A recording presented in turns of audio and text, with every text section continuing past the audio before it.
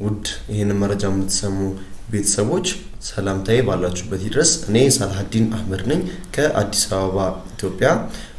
ዛሬ ከኔ ጋር የምናየው የብሬክሱ ትሬዲንግ አክሲዮን ማህበር የስልጣናና የገጽታ ገንቢነት ማብራሪያውን ከኔ ጋር አንድ ላይ እናያለን ማለት ነው። በመጀመሪያ እንኳን ደስ አላችሁ ይሄንን መረጃ ለማዳመጥ ድሉ ስለተሰጣችሁ። ዛሬ የመጣችሁበት ካምፓኒ ብሬክስሩ ትሬዲንግ ሼር ካምፓኒ ይባላል፣ ወይም ደግሞ ሁላችንም በብራንድ ኔሙ አልፋ በመባል እናውቀዋለን። አሁን ስለሱ በደንብ እናያለን ማለት ነው። ብሬክስሩ የተቋቋመው በቅን ቢዝነስ ቡድን ወይም ጄኒው ቢዝነስ ግሩፕ በመላቸው 16 ኢትዮጵያውያን አንድ ላይ የገነቡት ቡድን የተቋቋመ ሲሆን ታህሳስ 2012 ዓ.ም ላይ የተቋቋመ ነው። ጄኒው ቢዝነስ ግሩፕ 5 ዘርፎች ላይ ይሰራል። ስክሪኑ ላይ እንደምታዩት የግል ስብዕና ስልጠና እኛን ያገናኘን ዛሬ ወይም ብሬክስሩ፣ ሁለተኛ ሪል ስቴት ወይም አሃዱ ሪል ስቴት ላይ ካምፓኒያችን ይሰራል። ሶስተኛ ትምህርት ፍቅር ትምህርት ቤት፣ አራተኛ ግብርና፣ አምስተኛ ደግሞ ጤና ላይ ከሀገር ውጪ ካናዳና እስራኤል ላይ ብራንች ከፍቶ እየሰራ ይገኛል ማለት ነው። አላማው ሲቋቋም ምንድን ነበር? ባለ ራዕይ ቅን ጤናማና ባለጸጋ ትውልድ መፍጠር በሚል አላማ የተቋቋመ ትልቅ ድርጅት ነው።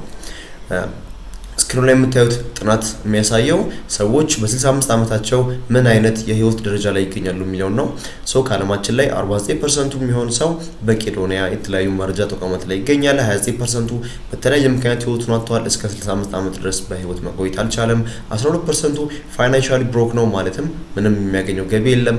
5% አሁንም ከእጅ ወደ አፍ የሚባለውን ህይወት በ65 ዓመቱ እየሰራ ይገኛል። 4% ደግሞ ፋይናንሻሊ ኢንዲፔንደንት ነው፣ በገንዘብ ደረጃ ራሱን ችሏል ማለት ነው። የቀረው 1% ዓለማችን ላይ እንደምናውቀው ሁላችንም ዓለማችን ላይ ሰክሰስፉል የሆኑ ሰዎች ወይም ስኬታማ የምንላቸው ሰዎች 1% ብቻ ናቸው ማለት ነው። ምንድነው እነዚህን 1% ሰዎች ከሌሎቹ የሚለያቸው የሚለውን ከኔ ጋር እናያለን። የመጀመሪያው አስተሳሰባቸው፣ እይታቸው፣ አመለካከታቸው ከተቀሩት 95% የዓለማችን ህዝብ ጋር የተለያየ ነው። ሁለተኛ ነገር ደግሞ ለገንዘብ ማግኛ መንገድ የመረጡት ሲስተም የተለየ መሆኑን ያሳያል ማለት ነው። እንኳን ደስ አላችሁ። ዛሬ የመጣችሁበት ካምፓኒ ሁለት ትላልቅ መፍትሄዎችን ይዞልን ይመጣል። የመጀመሪያው አስተሳሰባችንን በመቀየር ህይወታችንን መቀየር የምንችልባቸውን የግል ስብዕና ስልጠናዎች ይዞልን ይመጣል። በሁለተኛ ደረጃ ደግሞ በዜሮ ኢንቨስትመንት ጀምረን ከተጨማሪ ገቢ እስከ ድርጅት ባለቤት ሊያደርሰን የሚችል የቢዝነስ አማራጭ ድርጅታችን ያቀርብልናል ማለት ነው።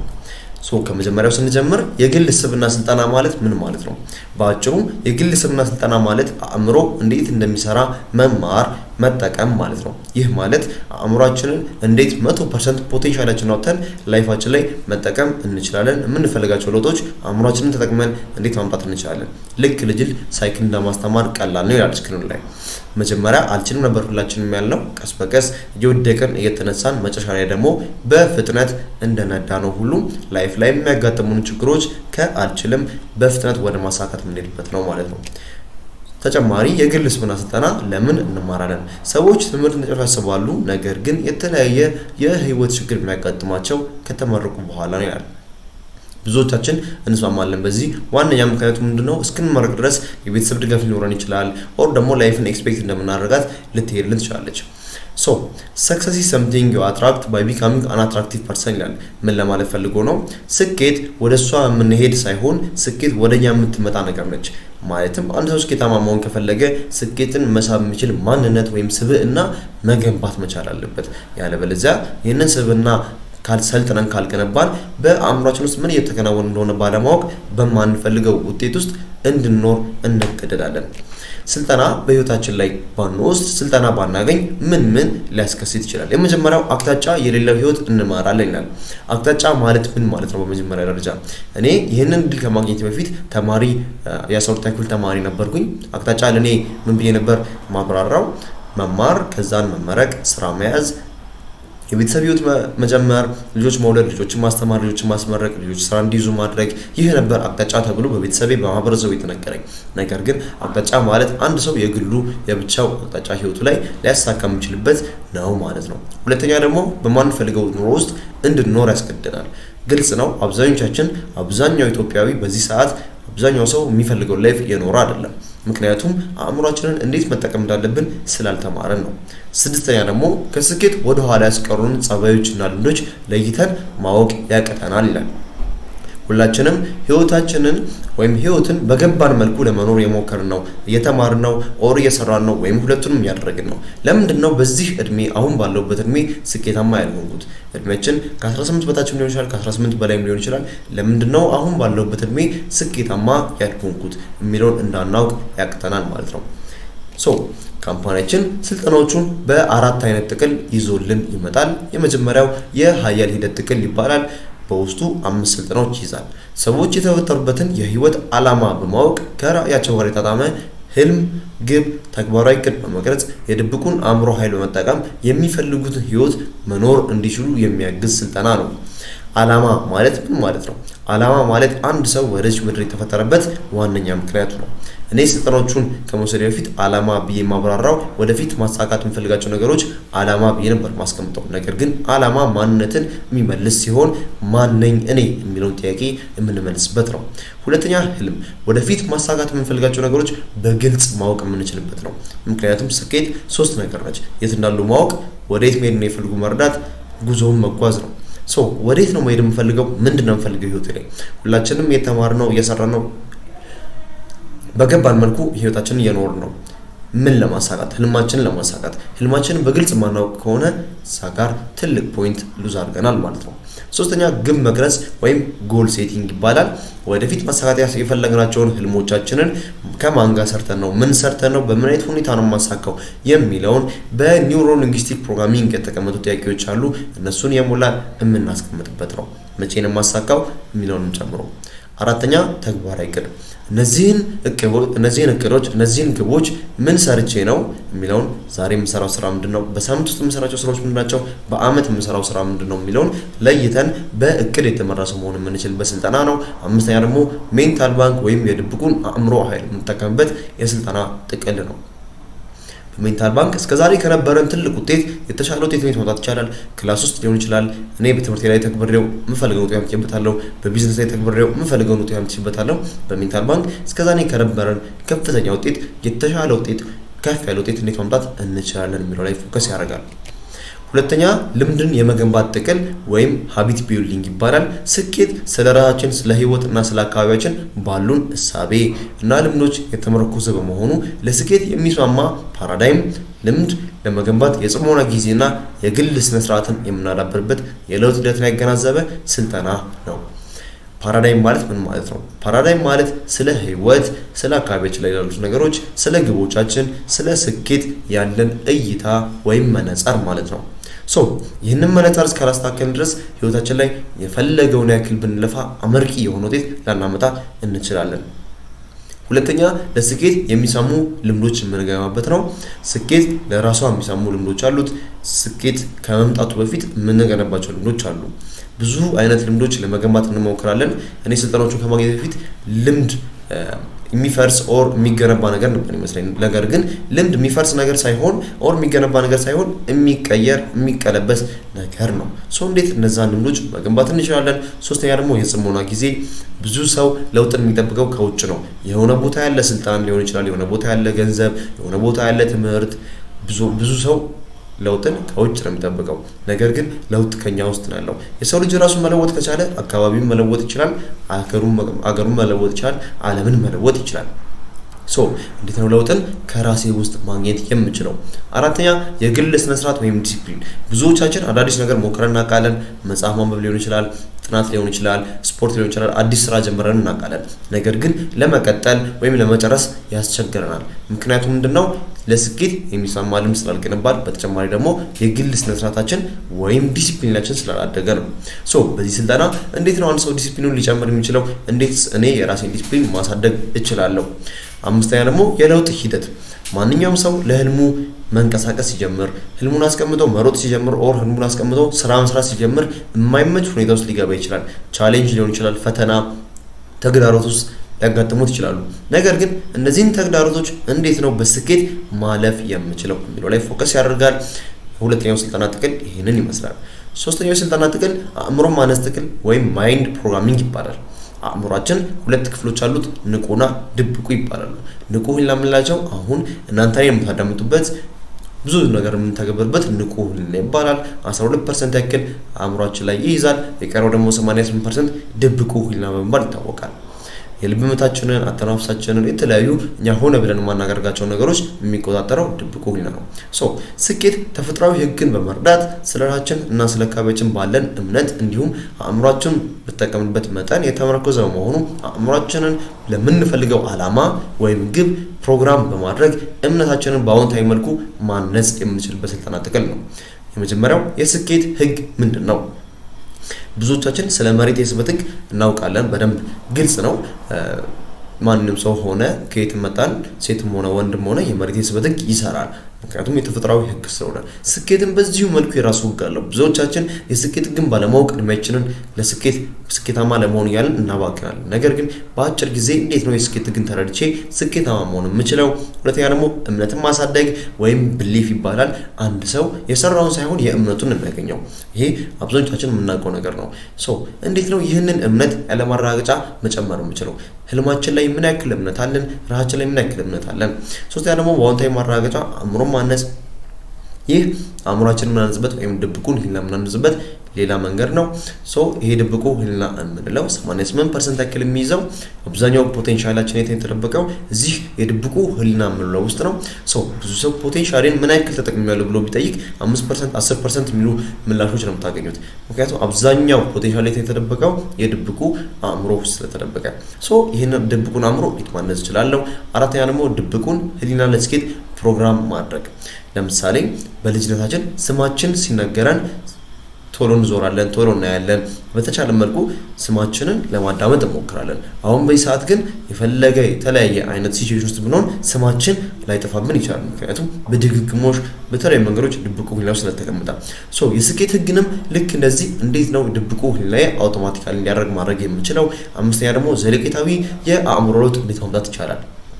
ብዙ ሰው ህይወቱ ላይ አዳዲስ ነገር ይጀምራል፣ በተወሰነ መልኩ ለውጥ ያህል እንደገና ወደ ነበረበት ሊመለስ ይችላል።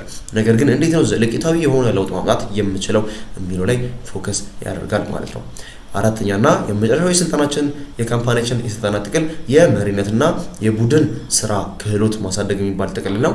ትልልቅ ህልሞች በመሪዎች ብቃትና በቡድን ስራ ስለሚሳኩ በቡድን መስራትና ተጽዕኖ መፍጠር የሚችሉ መሪዎችን ለመፍጠር የሚያግዝ ድንቅ ስልጠና ነው ይላል።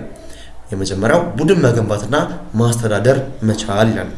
ስለምንፈልገው ህልም ሊያሳካ የሚችል ቡድን እንዴት መገንባት እንችላለን? ለምሳሌ እኔ ኢንጂነሪንግ ላይ የሚሰራ ቡድን መገንባት ፈልጋለሁ። እዚህ ቡድን ላይ ሊያሳካ የሚችል እንዴት ነው መገንባት የምችለው? እንዴት ላስተዳድረው እችላለሁ? ሁለተኛ ደረጃዎቹ ምንድናቸው? መርሆቹንስ እንዴት መድራት እችላለሁ? ደስ የሚለው ካምፓኒያችን ላይ ደረጃና መርሆቹን አውቆ ወይም ሸምድዶ መሄድ ሳይሆን የተገበሩ ላይ አንዱ ነገር ለውጥ እስኪያመጣ ድረስ የምንሰለጠንበት ነው። አራተኛ ደግሞ ስሜትን የመግዛት ብቃት ማሳደግ ወይም ኢሞሽናል ኢንተለጀንስ እንለዋለን።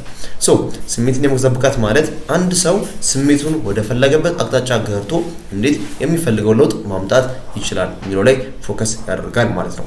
አምስተኛ በራስ መተማመንን መገንባት ወይም ሰልፍ ኮንፊደንስን ማሳደግ። እኔ ስልጠናዎቹን ከማግኘት በፊት በራስ መተማመን ሲባል ወይም ደግሞ ሰልፍ ኮንፊደንስ ሲባል ሰው ፊት ቆሞ ማውራት፣ ፐብሊክ ላይ ስፒክ ማድረግ እንደዛ ነበር የምረዳው። ነገር ግን ትክክለኛው ሰልፍ ኮንፊደንስ ምን ማለት ነው?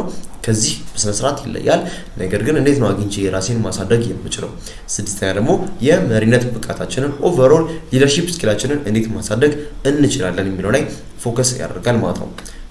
ካምፓኒያችን ስልጠናዎቹን በአራት አይነት ፓኬጅ ወይም ጥቅል ያዘጋጅልናል። የመጀመሪያው ጎልደን ፓኬጅ ይባላል። ሁሉንም ስልጠናዎች አንድ ላይ የያዘ ሲሆን $800 ወይም 52,000 ብር ያክል ገዝተን መሰልጠን እንችላለን ማለት ነው። ሁለተኛው ግሪን ፓኬጅ ይባላል። ከካምፓኒው ስልጠናዎች ሶስቱን ስልጠናዎች ይዛል። የመሪነትና የቡድን ግንባታና ይዝም $400 ወይም 26,000 ብር ያክል ገዝተን መሰልጠን እንችላለን። ኦሬንጅ ፓኬጅ ወይም ደግሞ $200 ሁለት ስልጠና በውስጡ የሚይዘው 14,000 ብር ያክል ገዝተን መሰልጠን እንችላለን። የመጨረሻው ደግሞ አንድ ስልጠና ብቻ በውስጡ የሚይዘው የሎ ፓኬጅ ወይም ደግሞ ሀያል ሂደትን የሚይዘው 7,000 ብር ያክል ገዝተን መሰልጠን እንችላለን ማለት ነው። እኔ ሁሉንም ስልጠናዎች ገዝቼ እየሰለጠንኩ እገኛለሁ። ጎልደን ፓኬጅ ሰልጣኝ ነኝ ማለት ነው። ጎልደን ፓኬጅ አራቱንም ስልጠናዎች ይይዛል። ግሪን ፓኬጅ 3 ስልጠና ይይዛል። ኦሬንጅ ፓኬጅ 2 ስልጠና ያክል ይይዛል። የሎ ፓኬጅ አንድ ስልጠና ብቻ በውስጡ ይይዛል ማለት ነው። ስልጠናዎቹን በዲቪዲ ማግኘት እንችላለን። ሁለተኛ በካምፓኒው ድረገጽ www.alphagenuine.com እንዲሁም ደግሞ በካምፓኒው ቢሮዎች በአካል የመውሰድ መብት አለን ማለት ነው። በዲቪዲ መልክ እያንዳንዱ ስልጠና የየራሱ ዲቪዲ ያለው በአራት አይነት ቋንቋ ያዘጋጅልናል። አማርኛ፣ እንግሊዝኛ፣ አፋን ኦሮሞና ትግርኛ እንዲሁም ደግሞ በኩባንያው ድረገጽ www.alphagenuine.com ከሀገር ውጪ ከሀገር ውስጥም ላላችሁ ሰዎች በደንብ ይሰራል። አራቱም ስልጠናዎች በአራት አይነት ቋንቋ እናገኝበታለን። እንዲሁም ደግሞ በአካል የካምፓኒው ብራንቾች ላይ መውሰድ እንችላለን። አሁን ባለንበት ሰዓት መገናኛ ላይ፣ ቦሌ ላይ እንዲሁም ደግሞ በቅርቡ አዳማ ላይ በሚከፈቱ ብራንቾች ላይ መውሰድ እንችላለን ማለት ነው። ተጨማሪ ደግሞ ስልጠናውን ወደ ተግባር የሚቀይሩበት የመተግበሪያ ቅጽ ወይም ወርክቡክ እናገኛለን ማለት ነው። በኦንላይንም ማግኘት እንችላለን ኦንላይን ለምንወስድ ሰዎች። ተጨማሪ ደግሞ ነፃ የማማከር አገልግሎት እንደገዛ ነው ጥቅል ከ3 ወር እስከ 1 ዓመት ያክል ድረስ እናገኛለን። እነዚህን ወርክቡኮች ካምፓኒው የሚሸጠው እንደየጥቅሉ ሀይለት የራሱ ወርክቡክ አለው። ልምድ ግንባታ የራሱ ወርክቡክ አለው። አእምሮ ማነስ የራሱ ወርክቡክ አለው። መሪነትም እንዲሁም የራሱ ወርክቡክ አለው። ከአዲስ አበባ ውጭ ያለን ሰዎች ከሀገር ውጭ ያለን ሰዎች ወርክቡኮቹን በኦንላይን ማግኘት እንችላለን። እንዲሁም ደግሞ በፖስታ ቤት ማስላክ እንችላለን ማለት ነው። ተጨማሪ ደግሞ ከገዙ ጥቅል ተጨማሪ ነፃ የስብዕና ማጎልበቻ ለ1 ዓመት ያክል እናገኛለን። እንዲሁም ደግሞ ቢዝነሱን በመስራት ከገዝታ ገንቢ በመሆን ከተጨማሪ ገቢ እስከ ድርጅት ባለቤት መሆኛ ጥቅሞች ያክል እናገኛለን ማለት ነው። ስልጠናው ላይ ማንኛውም አይነት ግራ ያለው ነገር ካለ መጠየቅ ይችላሉ የጋበዙትን ሰው ማለት ነው። ቢዝነሱ ኔትወርክ ማርኬቲንግ ይባላል ወይም ደግሞ ዳይሬክት ሴል በመባል እናውቀዋለን። አንድ ሰው የተጠቀመውን ፕሮዳክት በማስተዋወቅ የሚሰራው ስራ ኔትወርክ ማርኬቲንግ ይባላል ማለት ነው። እኔ ስልጠናዎቹን ሳይለጠንኩ ለ4 ጓደኞቼ ቤተሰብ፣ ዘመድ፣ የስራ ባልደረባ ባጋራቸው እነዚህ ሰዎች ስልጠናውን ወስደው ሲሰለጥኑ ከያንዳንዱ ደንበኛ ላይ ከ19% እስከ 16% ያክል እንደገዛ ነው ቦነስ ይከፈላል ማለት ነው። ጎልደን ፓኬጅ 19% ያክል ይከፈለዋል። ግሪን ፓኬጅ 18% ያክል፣ ኦሬንጅ ፓኬጅ 17% ያክል፣ የሎ ፓኬጅ 16% ያክል ይከፈለዋል ማለት ነው። ሁለተኛው ደግሞ የቡድን ግንባታ ኦር ደግሞ ቲም ቢልዲንግ ቦነስ ይባላል። እነዚህ የጋበዝናቸው ሰዎች የራሳቸው ጓደኞች አሏቸው፣ ቤተሰብ አላቸው፣ የስራ ባልደረባ ዘመድ አላቸው። እነዚህም ሰዎች ስልጠናዎቹን ወስደው ለሌሎች በማጋራት ሲሰሩ እኛ በተዘዋዋሪ ከነዚህ ኢንዳይሬክት ከስተመሮች 15% እስከ 11% ያክል እናገኛለን ማለት ነው። ጎልደን ፓኬጅ የገዛ ሰው 15% ያክል ያገኛል። ግሪን ፓኬጅ 14% ያክል ያገኛል። ኦሬንጅ ፓኬጅ 12% ያክል፣ የሎ ፓኬጅ 11% ያክል ያገኛል ማለት ነው። ዲቴይል ኢንፎርሜሽኖቹን የጋበዛችሁ ሰው በመጠየቅ በመረጃ በፋይሎች በፒዲኤፍ ያክል አሁንም የምሰጣችሁን ፒፒቲ ማግኘት ትችላላችሁ ማለት ነው። የአካፈል ሁኔታው ይህንን ይመስላል። ተጨማሪ ደግሞ ካምፓኒያችን የተለያዩ ሽልማቶችን ያዘጋጃል። የመጀመሪያው የጉዞ ሽልማት ነው። ናሽናል ቲም ቢልደር ሌቭል ላይ ወይም ኤንቲቢ ሌቭል ላይ ለደረሰው የጉዞ ሽልማት ይሸልማል። እንዲሁም ፍራንቻይዝ ወይም የካምፓኒውን ስም ይዞ ቅርንጫፍ የመክፈት መብት ይሰጠናል ማለት ነው። ማንኛውም ሰው ስልጠናውን ሲገዛ ከካስተመር ትሬን ሌቭል የሚጀምረው ሌቭል እየቀየርን እያደግን ናሽናል ቲም ቢልደር ስንደርስ የመጀመሪያው የጉዞ ሽልማት ያክል የጉዞ ሽልማት እናገኛለን። ካምፓኒያችን እስካሁን ድረስ 2 ዙሮች ያክል ሸልሟል። አሁን ባለበት ሰዓት ደግሞ የጋበዛችሁ ሰው ጠይቁና ምን ያክል ሰዎች እንደሸለመ ማወቅ ትችላላችሁ ማለት ነው። ሁለተኛው ኢንተርናሽናል ቢዝነስ ቢልደር ላይ የመኪና ሽልማት የምንሸልምበት ነው። ፕላስ ደግሞ የአልፋ ሼር እስከ $10,000 ድረስ የምንሸልምበት ነው እያለ እስከ አልፋ ሌጀንድ ሌቭል ድረስ ጀምረን የምንጨርሰውን ቢዝነስ የምናገኝበት አማራጭ ነው ማለት ነው። አልፋ ሌጀንድ የደረሰው $500,000 ያክል ቶታል ግሎባል ቦነስ ወይም ሰክሰስ ፈንድ ይሸለማል ማለት ነው። ገለጻችን ይህንን ይመስላል። ተጨማሪ ኢንፎርሜሽኖችን ስለ ካምፓኒው ህጋዊነት፣ ስለ ካምፓኒው ስለሰጣቸው አገልግሎቶች፣ ስለተለያዩ ኮፒራይት ፋይሎች የጋብዛችሁን ሰው መጠየቅ ትችላላችሁ። ገለጻችን ይህንን ይመስላል። ስላዳመጣችሁኝ አመሰግናለሁ። see you at the top